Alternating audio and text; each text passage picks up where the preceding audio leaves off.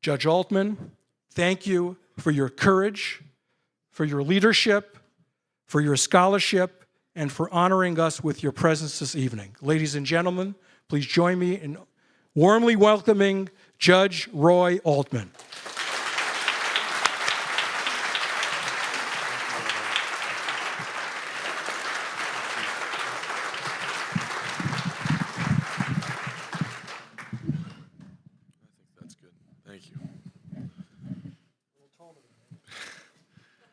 So I think my wife would really appreciate that story about the peaches and the peas, because in my house we say, if Roy speaks and Rachel has not heard him, is he still wrong? You know? And it's a metaphysical question. Metaphysical question. She says the answer is obviously yes, but I think reasonable minds could disagree. I'm honored to be here with all of you tonight. And in particular with you. My mother's half-brothers and sisters, 5 of them, were sent to Auschwitz. And all 5 were killed on the day that they arrived. And it's not part of my speech, but it is such a blessing to have you here with us today. And in fact, when we have a future law clerk of mine, she's going to be very embarrassed, Caitlin Turner, who's going to be with me in 2029, a brilliant graduate of Yale Law School, my alma mater.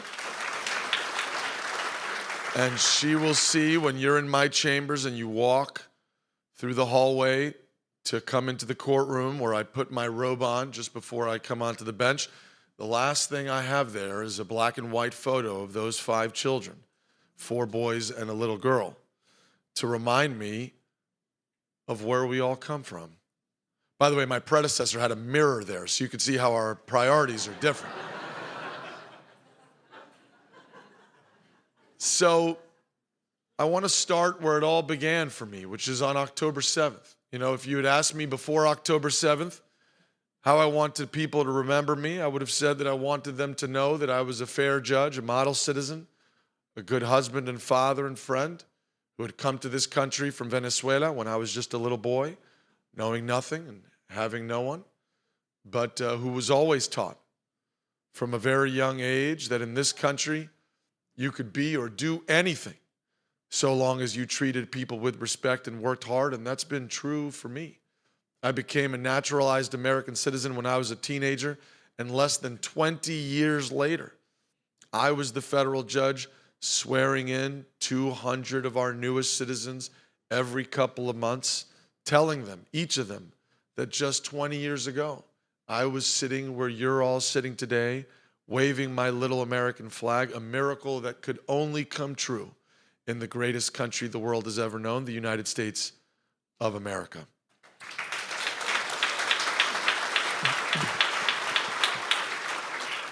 But everything changed on October 7th. October 7th is a watershed moment, not just in my own life, but I think in the history of Western civilization. And it's not because of what happened in Israel so much, thousands of miles away. Those of us who have studied the Middle East have become accustomed to violence from the Arabs. It's what happened here in our supposedly sacred institutions. They killed 1,200 people. They butchered them in their homes. They beheaded them in their children's bedrooms. They shot parents in front of children, children in front of parents. They exploded whole families inside their bomb shelters. Grandparents clutching their grandchildren. And yet, at my alma maters, at college campuses all over this country, we Jews became the oppressors. They raped over 100 Israeli women and girls. That's now clear beyond peradventure. They would rape women together with their daughters. You can go onto YouTube tonight and watch the videotaped confessions of Hamas and Palestinian Islamic Jihad terrorists confessing to the systemic use of sexual violence against Israelis on October 7th. In fact, they committed the crime of kinocide. Anybody raise your hand if you know what that is? One person. This is why I go around the country. I'm not trying to ruin your night, but you need to know what happened because you're not being told. On May the 12th of this year, an independent NGO issued a report finding that for the first time on this planet since Rwanda, you remember that? Since the 90s, we have the documented use by one army against a civilian population of the crime of kinocide, the crime of forcing males to have sexual relations with their female family members at gunpoint and on pain of death. And yet, in our Western media outlets, we Jews became the aggressors. They took 251 of us hostage. Septuagenarians, octogenarians, Holocaust survivors, and 24 infants and toddlers, including 2 boys, Kfir and Ariel Bibas of the ginger hair, 4 years and 10 months old respectively. Hamas still claims they were killed in an Israeli airstrike. Raise your hand if you believe that one. 4 separate independent medical examinations have corroborated the finding of the Israeli coroner that those 2 children were strangled by adult human male hands in a deep, dark hole far away from their parents. And they held those 251 people there for hundreds of days without food, without medicine, without even enough oxygen to breathe. In fact, I've had the privilege in the last 2 or 3 years of meeting with some of these released hostages. And one of the things some of them mentioned is despite the fact that the women were being sexually assaulted, despite the fact that the men were being turned upside down and hung from a ceiling and tortured, many of them could think only of this. And they would hold it there for as long as they could because there was so little oxygen down there. They weren't sure there was enough for the next breath. And the breath after that, and the breath after that. Imagine doing that for 1 whole hour. Imagine doing it for 24 hours. Imagine doing that for 400 days. And yet, at the United Nations, an institution that was created specifically for the purpose of ensuring that never again would this level of humiliation, subjugation, and degradation be visited upon the Jewish people specifically. We Jews became what? The violators of human rights. How can this be? This moral distortion, this moral inversion, this moral confusion about everything we as members of Western civilization who have had all the wonderful blessings and privileges of that civilization bequeathed on us by people who bled and sweat and toiled, lador, from generation to generation. How did we become so lost? Where does it all come from? That is the answer. That is the question I sought to answer in this book. And I remember that maybe 2 or 3 nights after October 7th, maybe it was October 9th, 10th, I don't remember. My wife and I were lying in bed, and we hadn't slept at all in days. Yet another Harvard campus group has blamed the Jews for the rape and torture of Jews. How can it be? And maybe it was 3, 4 in the morning, and my wife reaches out and she grabs my hand. And I looked over at her and she was crying. And that was startling because she's a tough cookie. I already told you one story. I'll tell you one more. When I was coaching my kids' baseball team is called the Maccabees, by the way. And yes, we did win the championship against the Dominican team this year. By the way, I'll tell you about that.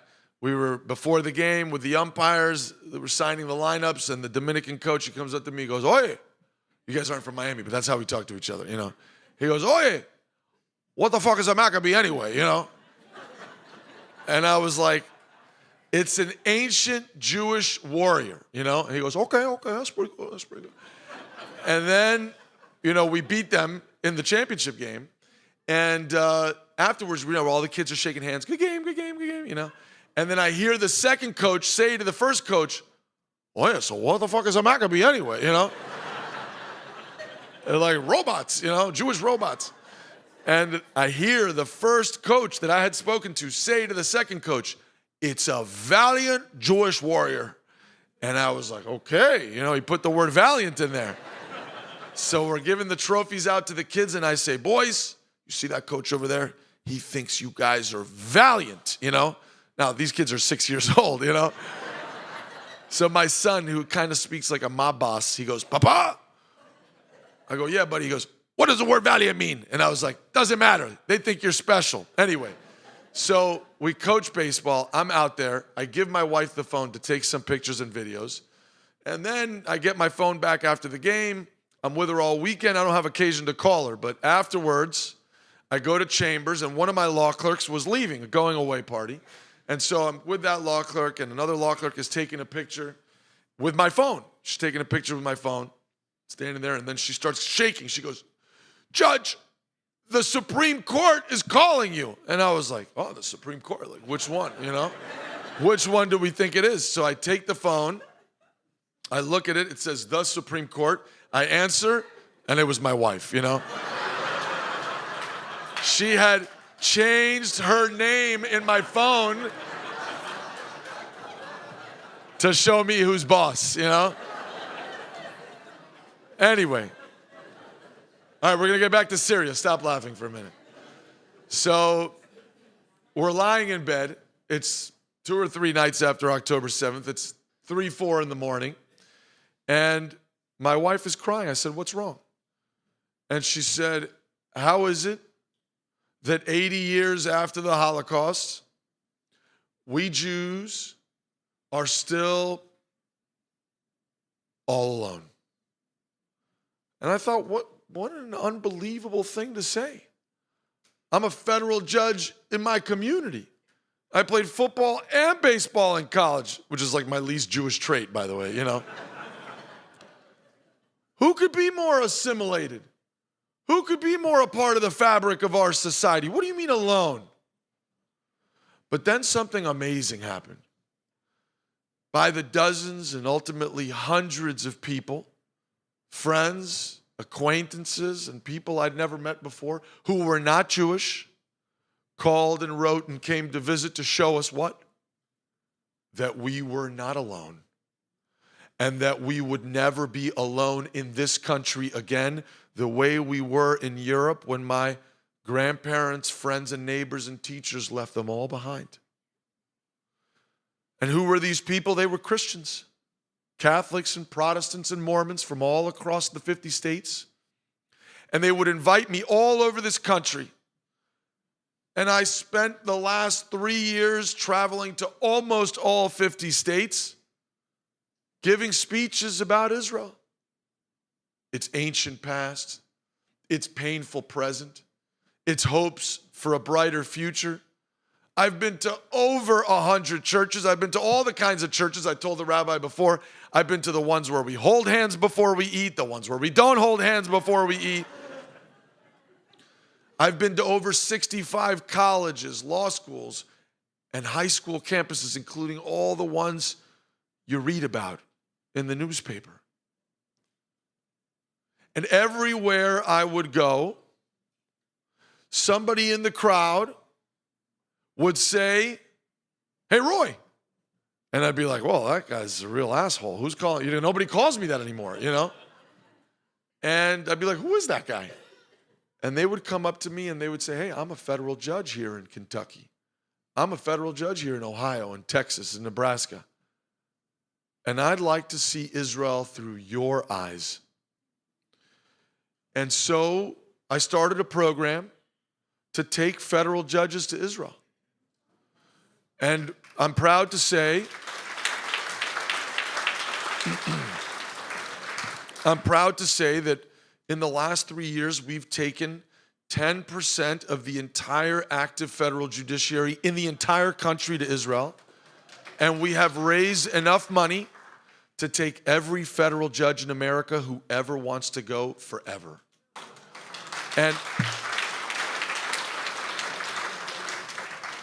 And what happens is these judges would come back from Israel totally transformed.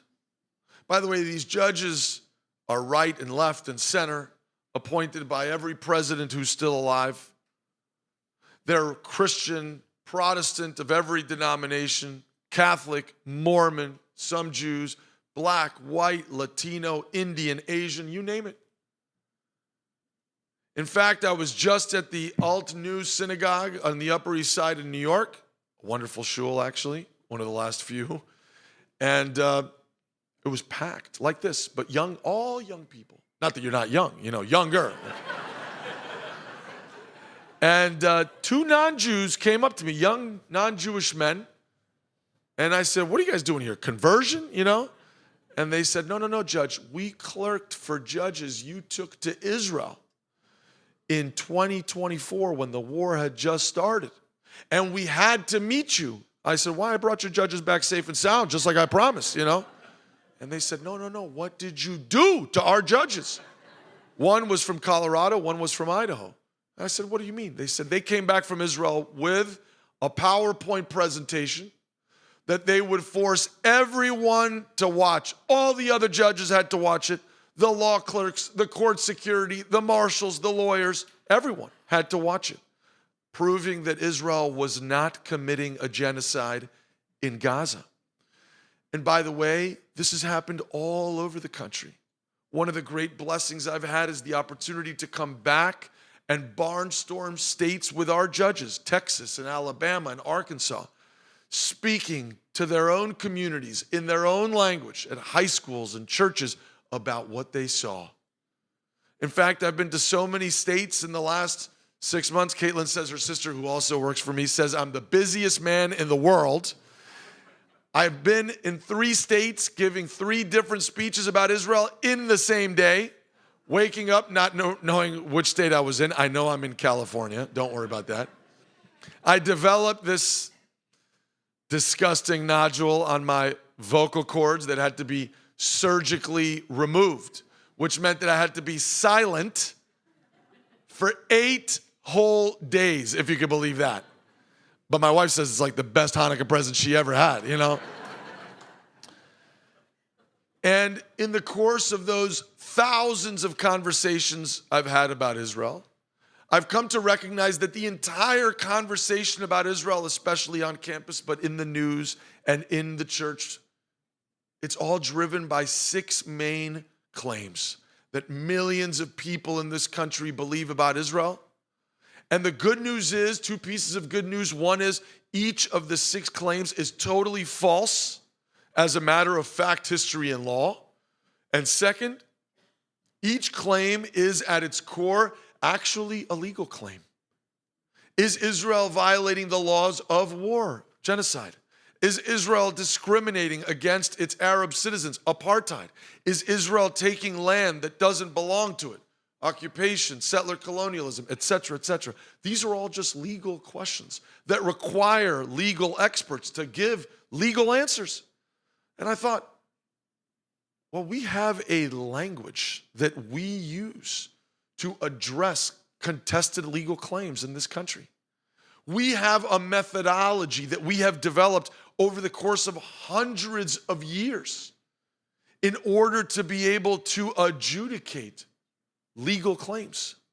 So why not apply that time-tested methodology, a methodology that we know we trust, by the way, because we use it where truth-telling matters the most, in the courtroom where someone's life is at stake, to each of these 6 claims and see what happens.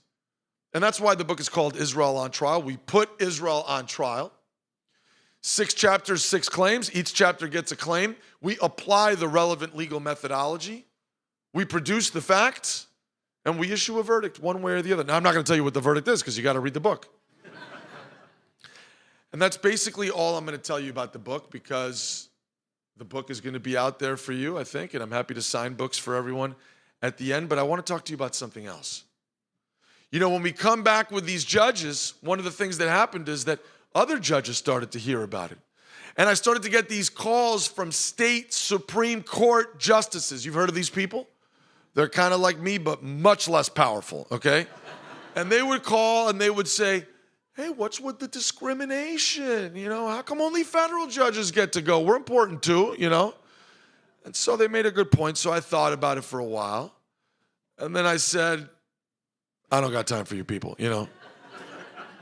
But they were very naggy, you know, naggy state Supreme Court justices. It's one of their great skills. And so for example, I just gave a big speech in Texas, in Austin, at the Texas Public Policy Foundation. It was packed.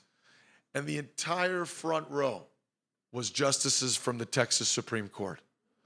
And I said, what a bunch of suck-ups you are. I can't take you all anyway. You know, I got to diversify between the states. So I said, whichever ones you're going to go, you're going to have to play rock, paper, scissors to figure it out, you know? So it was obviously, you guys are Jewish, so you know it was a joke. And in my speech, like 2 minutes later, I look over, and 2 of them are like,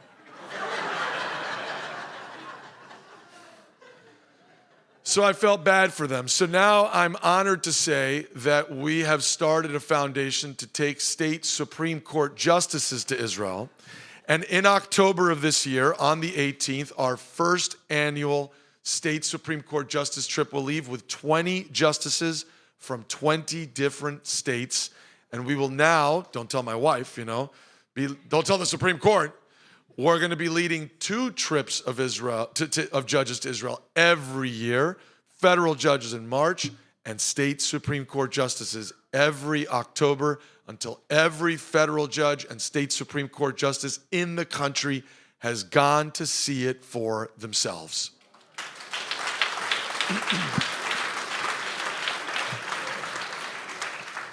And when we get back from Israel, these judges, they send me letters, thank you letters, on their letterheads. And in the letters, I'm obsessed with these letters. They're all over my chambers.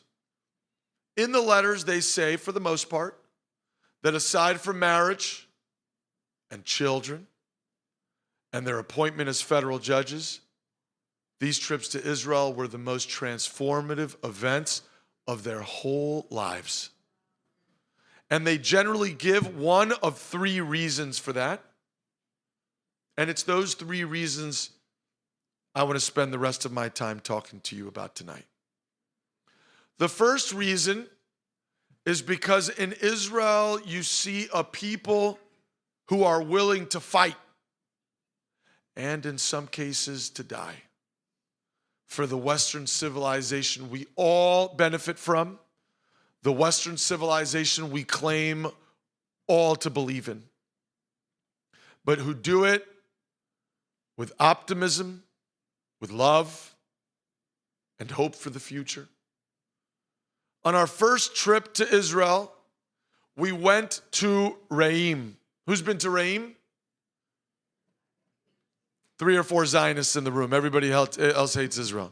This is the site of the Nova Music Festival massacre. You're going. The site, the largest killing field of innocent Jews anywhere in the world since the Holocaust. 364 beautiful young boys and girls in the flower of their youth. And what they've done there, they've built a powerful memorial. They've built a mound of sand or dirt for each person who was killed. And out of the mound is a wooden stick with a picture of the person who fell there and a story of his or her life written by their families. It's quite moving, actually. And we, the judges on that first trip, there were 15 of us, we come down from the bus at Reim, and we are met there by the overwhelming sobs of a woman who lay prostrate over one of these mounds, right adjoining to the bus. And her family and friends, they were trying to pull her off, but she would not be moved. And she was digging her fingernails into the earth. It turned out that that was the mound of her son, and that it was his birthday that day. And as we were filing out of the bus, she was sitting there no farther away than the first row here, crying and sobbing and shaking. And I thought, we got to get out of here. Like, it's so awkward and unbearable just to stand over her like this. 15 federal judges from America. And so we started moving over towards the right, and we came upon a clearing, a meadow.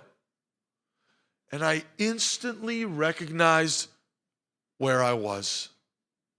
You see, because one of the things that we do on every judge's trip is we watch the 47-minute horror film of Hamas atrocities on October 7th, filmed on Hamas GoPro cameras and Hamas cell phones, and uploaded in many cases onto the victims' own social media feeds so that their parents and their grandparents could watch the final and most horrifying moments of their daughter or son's life as they had coffee at the breakfast table. Because remember, this happened at 7 in the morning. The video is unspeakable. I'm probably one of the only people outside of Israel, the Israelis tell me, who has seen it 4 or 5 times. And my wife says, stop watching the video. It's destroying your soul. But I feel like I can't, because I can't bring 20, 25 federal judges from America, put them in a dark room, have them sign an affidavit, tell them this is going to be the worst 47 minutes of your entire life, and I'm just going to be on the other side of that door. It doesn't work like that. So I watch it over and over again, and I watch them. I'll tell you 2 stories from the video before I get to the meadow. How many people here have watched the video in its entirety? A couple people. One story, there's a man who's being beheaded by a garden tool by a group of Palestinian men. And it takes a long time. It's horrible to watch. And when the deed is finally accomplished, they take his cell phone from his pocket, and one of them calls his mother in Gaza. And he says, Mom, I have killed 10 Jews, not Zionists, by the way, 10 Jews with my bare hands. Their blood is all over me. And his mother starts to shriek, Allahu Akbar, I am so proud of you. Let me run and get your father, the way that my mom would if I told her I got straight A's in a report card. And she goes and she grabs the father, and he gets onto the phone and says, what's happening? And he repeats, I've killed 10 Jews with my bare hands. Their blood is all over me. And he starts shrieking in jubilation, Allahu Akbar, over and over again. I am so proud of you. The second story I'll tell you is the story of Shani Luke. Do we know who Shani Luke is? 23-year-old German girl. She was raped so violently and so many times, her hips became dislocated. And then when she was dead, she was tied to the back of one of those horrible white pickup trucks they use, the way that Achilles tied Hector's body to the back of a chariot in the Iliad, if you remember that. and they dragged her back to Gaza. One of the 6 claims in the book is that Israel was occupying Gaza on October 7th, even though the only Jews that have been found in Gaza since 2005 were the Jews like Shani Luke, who were dragged involuntarily by their captors back into the dungeons of Gaza. What an absurd inversion of reality that claim is. So they bring her dead and lifeless, broken body back to Gaza, and it's being videoed. And it's unbelievable. Thousands of people, men and women and children, not Hamas, not dressed in uniforms with guns, just thousands of people, thousands everywhere, line the streets as they drag her broken body through them, and they are fighting with one another, trying to kill each other just for the chance to get onto her body, to spit on her and beat her and kick her. And then they take her broken body onto the back of one of these pickup trucks, and there's 3 or 4, I can't remember, men yelling Allahu Akbar on top of her. Think about the misogyny here with that Palestinian flag that somehow is de rigueur at my alma maters from kids who think they're pursuing social justice. And then an AP photographer is there. How did he know to be there at 7 a.m? And he takes this barbaric photograph of her broken body in the back of this truck with these 4 monstrous men and the Palestinian flag. And instead of being derided for having been in league with Hamas, who obviously told him to be there to take that photo, you know what happened to him? He won essentially the Pulitzer Prize for photography for that photo. This is the moral rot in the soul of our society. At the end of the video, an IDF soldier comes to the music festival. And he comes to the bar of the music festival, which was on the meadow that I was now standing on. And the bar was a long rectangular structure with a canvas roof surrounded by a low peripheral wall. You could see it all from his body armor camera, his video. And he comes to the low wall of the bar and he yells out in Hebrew, Mishu Chai, Mishu Chai, is anyone alive? And then he leans over the low wall of the bar. Even now, it's unfathomable. It's like a Holocaust film, except it's in color. Bodies of young people piled on top of one another, not wearing those frock coats from the 40s, but girls in their miniskirts and tank tops. These were the bartenders at the party. The boys hugging the girls in their last moments, riddled in bullets and covered in blood. At Harvard, some kid told me, Hamas only kills soldiers.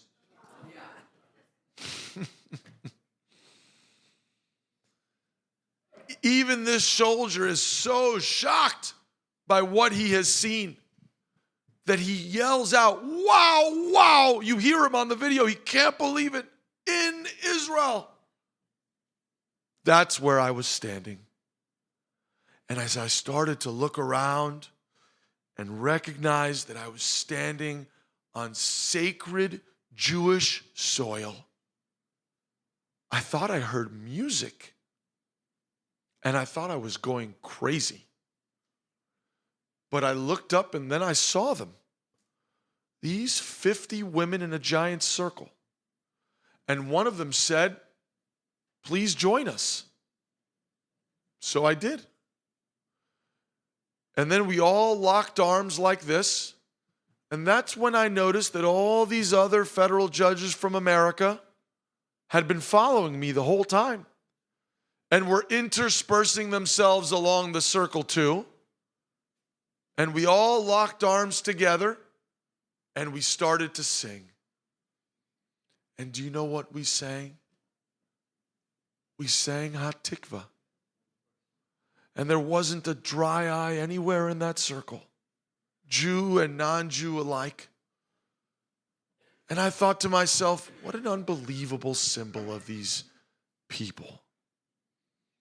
Here in the spot where more innocent Jews were butchered than any other place on earth since the camps were liberated in 45, these 50 women had left whatever they were doing on a Thursday in Tel Aviv and rented a big bus and driven it all the way to the south by Gaza, 2.5 miles away, in the middle, 2.5 hours away, in the middle of an active war.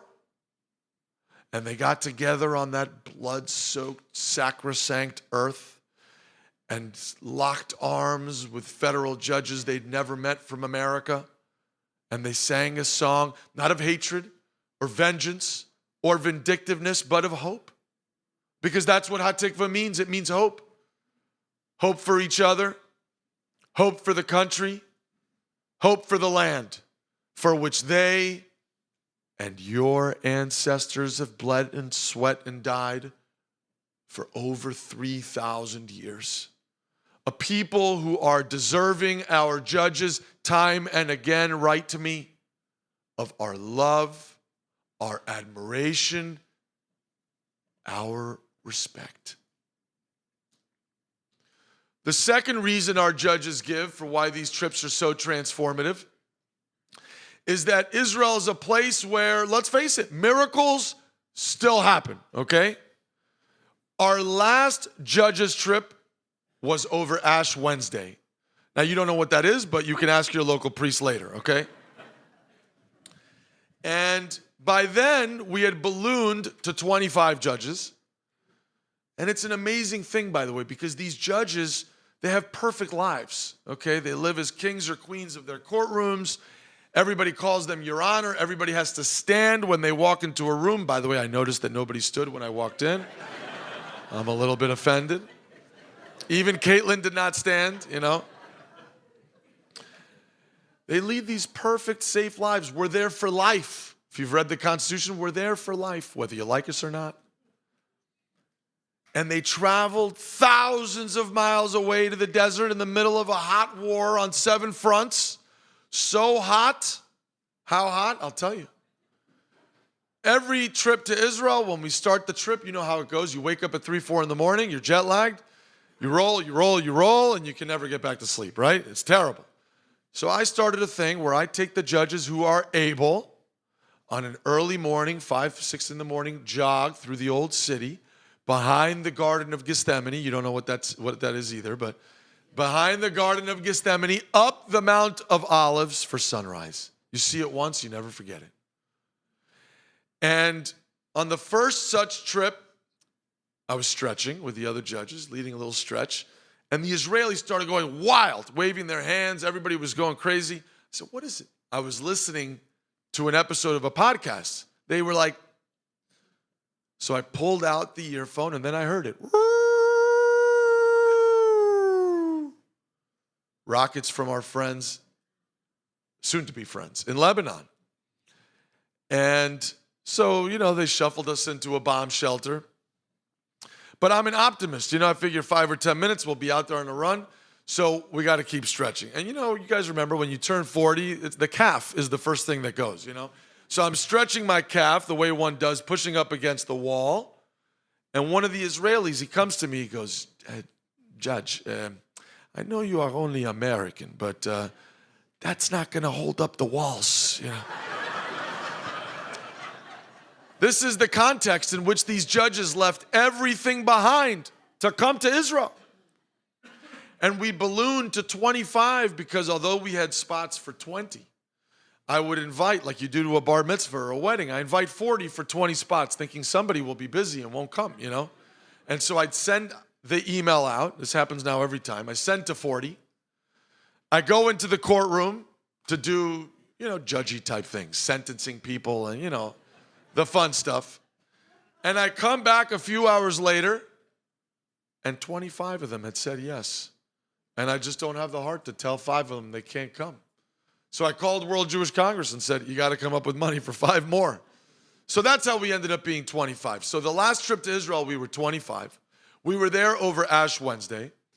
And I was nervous that they would think they had come to Israel for the Jewish people, but that we didn't have the decency to provide them with a proper Ash Wednesday service. So I called every church I could find in Tel Aviv where we were going to be staying on that Wednesday. And I said, can you provide a proper Ash Wednesday service for 25 federal judges from America? And every pastor would say, of course, we would be so honored. You would sit in the front. And I said, look, the only problem is, that's the day we have to go to Lebanon and Syria, so we really have to start at 5:45 in the morning, And then it was like, hello? I guess the line was bad every single time. So Ash Wednesday came, and I did not have a plan for an Ash Wednesday service for these judges. And we went in the morning to Majd al-Shams. How many of you have been to Majd al-Shams? I need to start leading trips from Newport to Israel. We're going to have judges trips and Newport trips. Majd al-Shams will go down in the annals of Jewish history. Majd al-Shams is a tiny Arab Druze village tucked into the rugged mountainscape of the Golan Heights between Syria and Lebanon, so close to Syria that when you come to Majd al-Shams, your phone says, welcome to Syria. And you're like, what the I'm not going to say it, That's how close. Well, we'll talk about that later. How about that? You come up and give a rebuttal when we're done.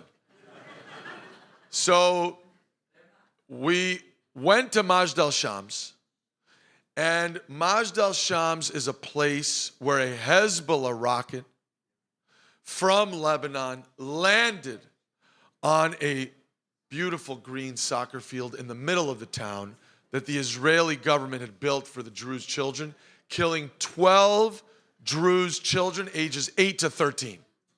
And you can actually still see, at least when we were there, the charred remains of their little bicycles and the charred black soccer field and the destroyed fence where the rocket hit.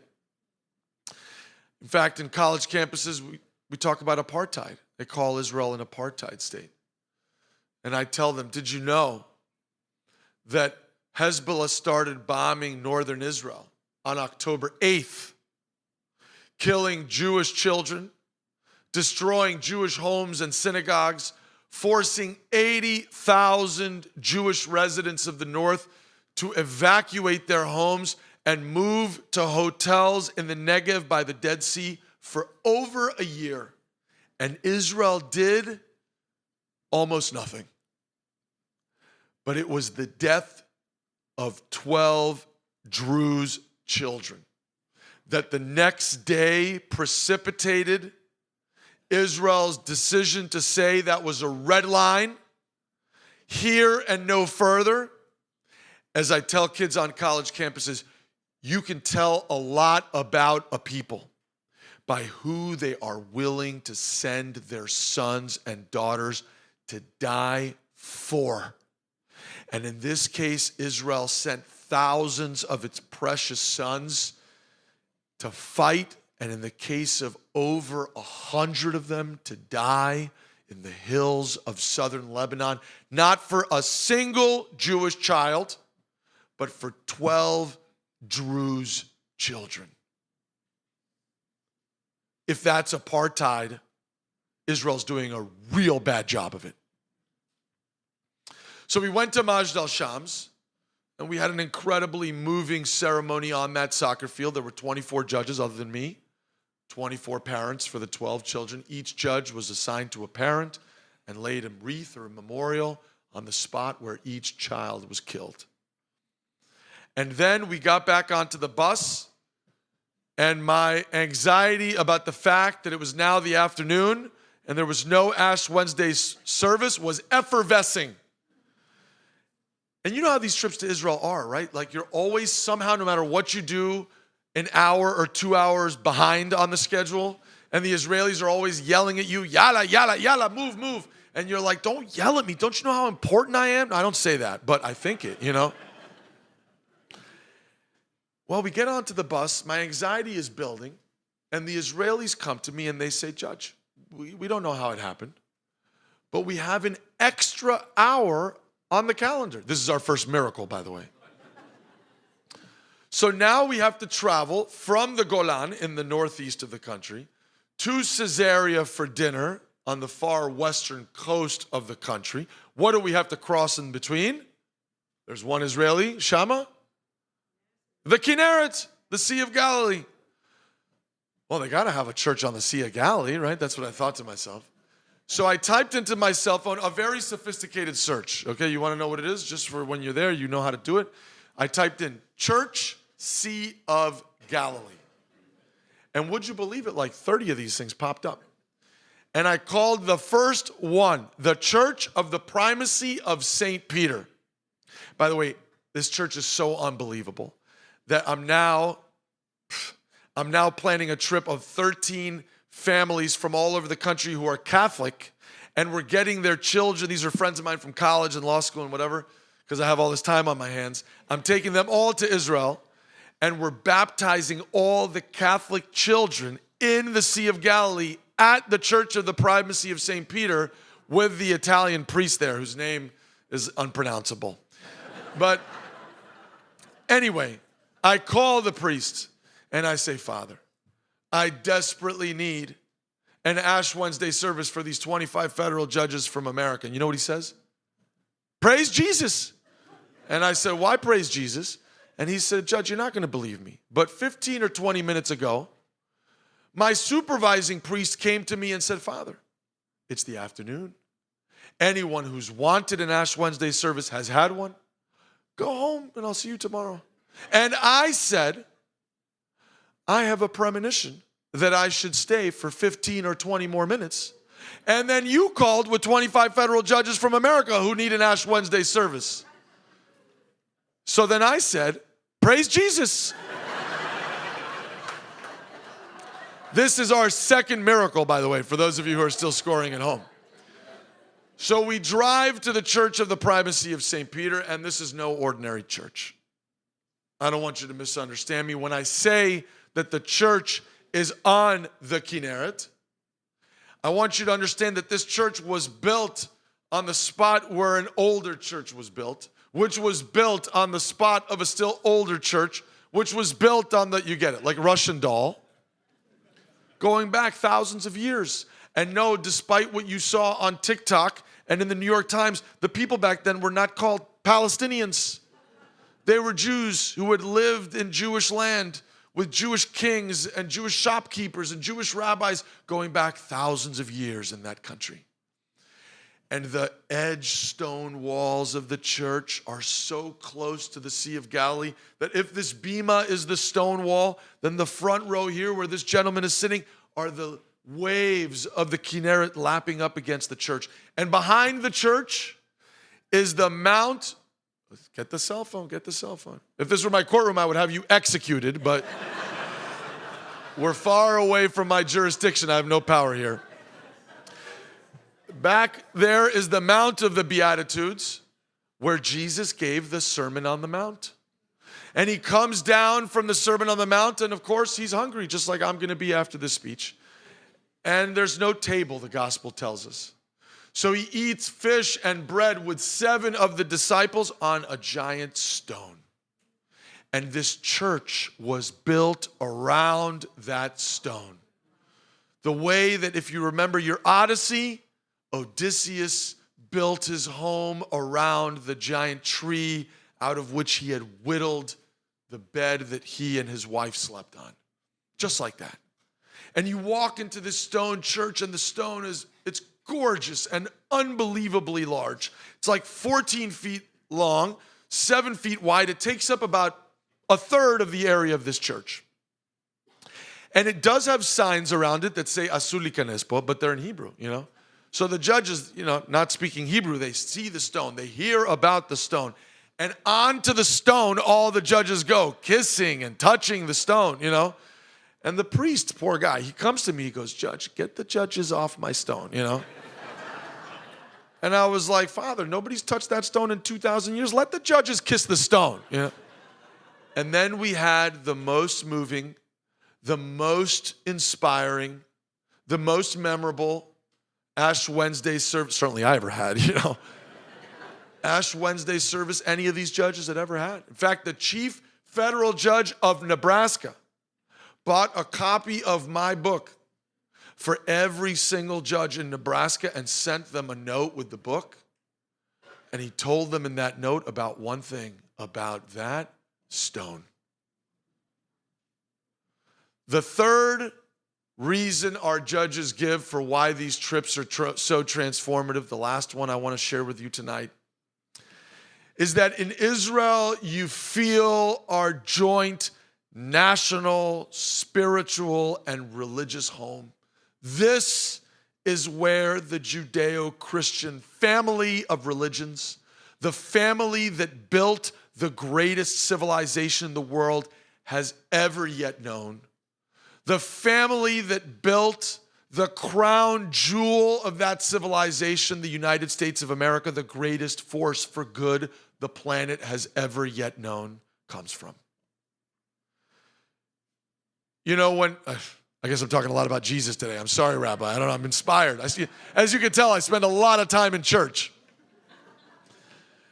I told the rabbi, he said, what kind of shul do you go to? I said, look, as my grandfather always said, and as Ben Gurion said, I don't really go to shul that much, but the shul I don't go to is Orthodox, So when Jesus came down from Nazareth, which is still in the land of Israel today, from Nazareth. Nazareth, by the way, a city that I go through in my book in chapter 5, has 77,000 residents today, 91% of whom are Arab Muslims, who pray if they want to 5 times a day facing Mecca in the Jewish state of Israel. If this is apartheid, we need a new word for it. In fact, I was telling the rabbis that, nowadays all my time in court is taken up with people from all over the world coming to see me and talk to me. And one of these delegations was a Druze delegation from Nazareth, from Nazareth. And they came to see me. By the way, this is the only delegation that has ever come to see me that has insisted on using the judge's private bathroom in my office, And the Druze, like one after another, Hassan and Amir and Abdullah, they all go into my private bathroom. And I'm just like, as we went to go take a picture afterwards, I'm like, there's all these public bathrooms, the bathrooms that the law clerks use. And they said, no, I said, this is the first time. I'm not offended, but it's just telling to me this is the first time anyone has decided to use my private bathroom, and all of you used it, And one of them was in there, Hassan. As I said that, Hassan flushes the toilet, And Amir goes, Hassan, he's so Israeli, These are Druze. This is the character and soul of the country. So the Druze delegation comes to see me, and they tell me about a soccer confederation in Nazareth, where the players are all Muslim, the coaches are all Druze, and the owners are all Jewish. And last year, over Ramadan for 30 days, the coaches and the owners all fasted every day in solidarity with their players. So Jesus comes down from Nazareth and he comes to Jerusalem and he goes to the Temple Mount. And the gospel tells us what happens. He fights with the Pharisees and the money changers. He doesn't believe that they're following the letter or the spirit of Jewish law, right? But before he goes up to the Temple Mount, to the Beit HaMikdash, he has to do one very important thing, and the rabbi's not allowed to answer. We're here to test how Jewish you really are. By the way, last night in Conejo Valley, the congregation knew the answer instantly. So Rabbi Brisky is doing his job. What does he have to do before he can go up to the Beit HaMikdash? Yes, thank you. Who said?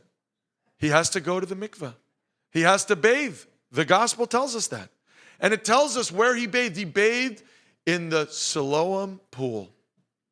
And then he walked the 700 or so meters from the Siloam pool along the pilgrimage road up to the Temple Mount, to the Beit HaMikdash. For decades, the Palestinians claimed that this was Zionist and Christian fantasy land. But 20 years ago, digging underneath the neighborhood of Silwan, in a case, by the way, that went all the way to the Israeli Supreme Court. What a cool case. Archaeologists uncovered first the pilgrimage road and then the Siloam pool. And take a guess how far it is from the edge of the Siloam pool to the edge of the Temple Mount. 700 meters. What a coincidence. And so, it's actually a cool time to talk to you about this because Israel just announced that later this year, they're going to open up the Siloam pool and the pilgrimage road to the public so that for the first time, you and your children and grandchildren will be able to walk in the footsteps of your ancestors for the first time in 2,000 years. Unbelievable. But we, the judges, we've gotten to go down there on each of our trips. And it's dark and it's kind of dank down there. You can imagine what it's like. The rocks are sweaty. The finds that the Israel Antiquities Authority is making there on an almost daily basis are astonishing. I list about 6 or 7 of them in my book. And one of our judges, he asks the Israeli tour guide, how far down would we have to go to see the stones that Jesus himself would have walked on? And the tour guide said, no, you don't understand. These are the stones. And at that, all of the judges got onto their hands and knees and started touching the stones.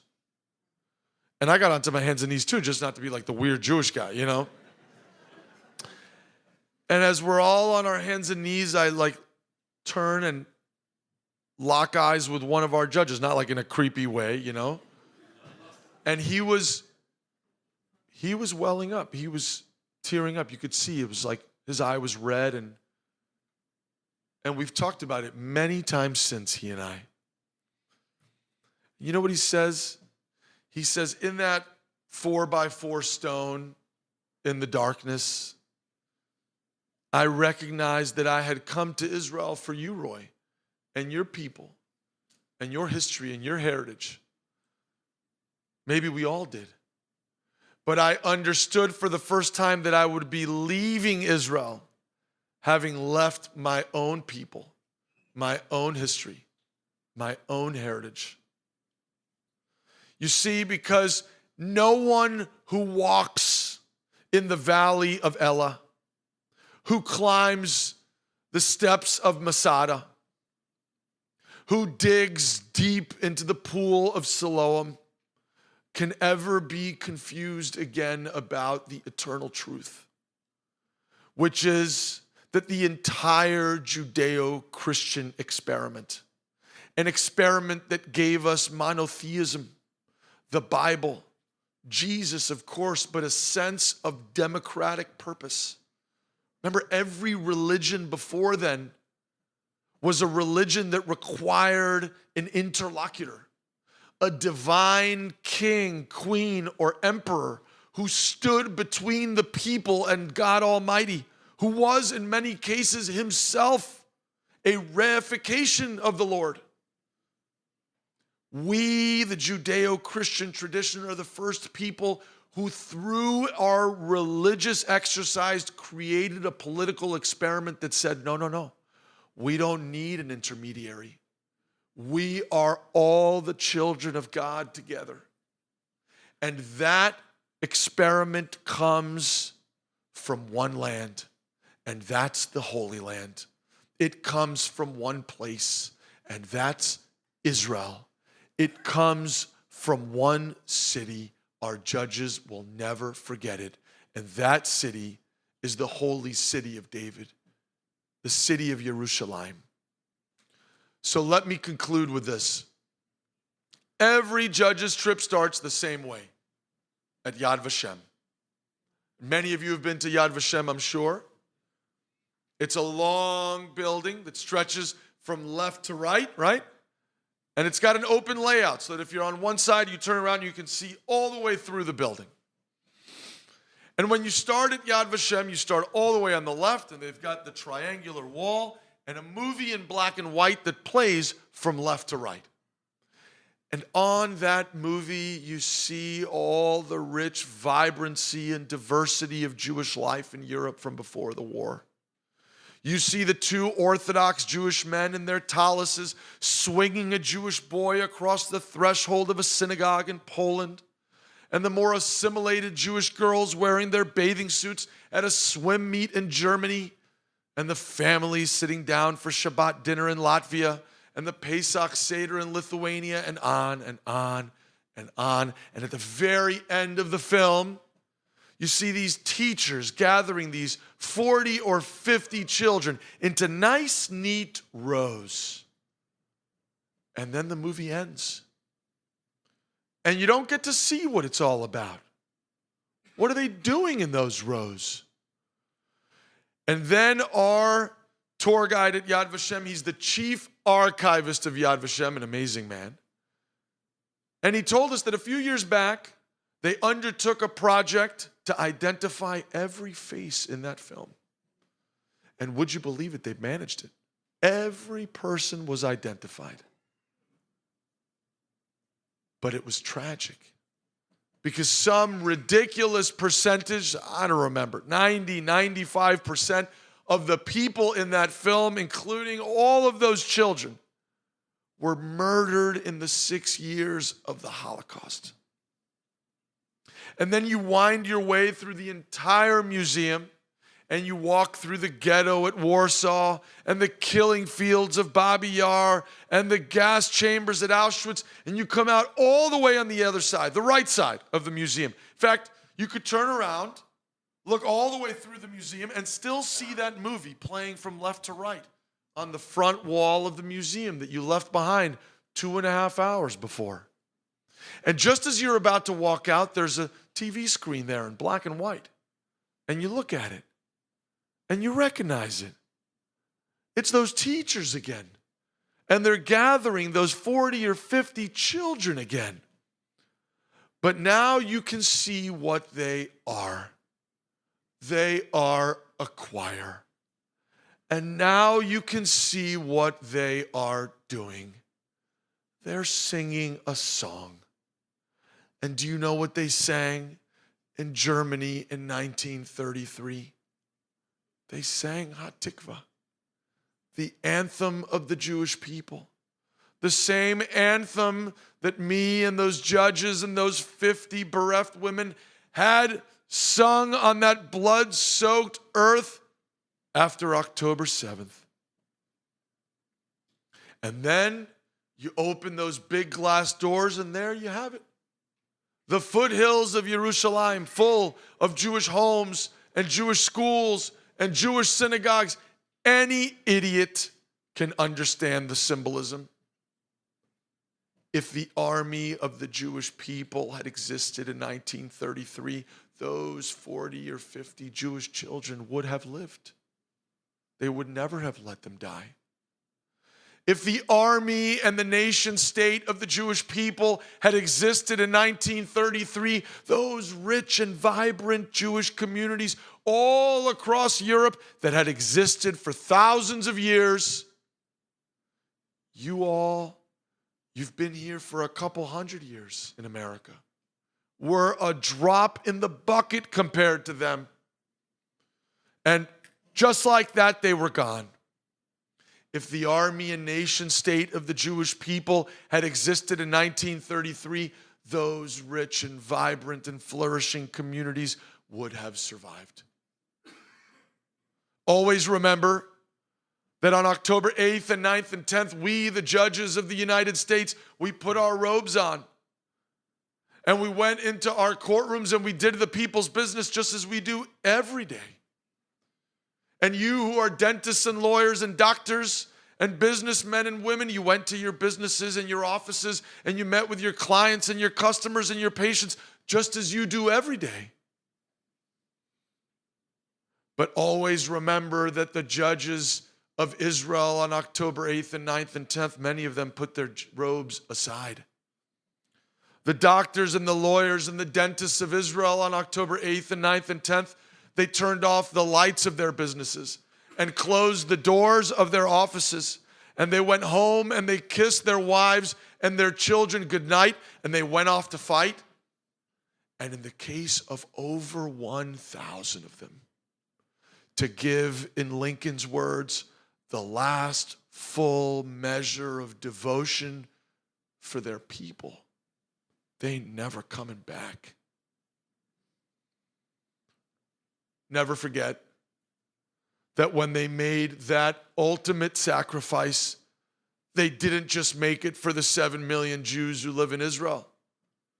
They did it for each and every one of you and your children and your grandchildren, and so that your supposedly rich and vibrant and fully assimilated communities all across this country could thrive and survive. And no matter what you see on TikTok or what you read in the New York Times, don't ever let them make you forget them. Thank you all very much.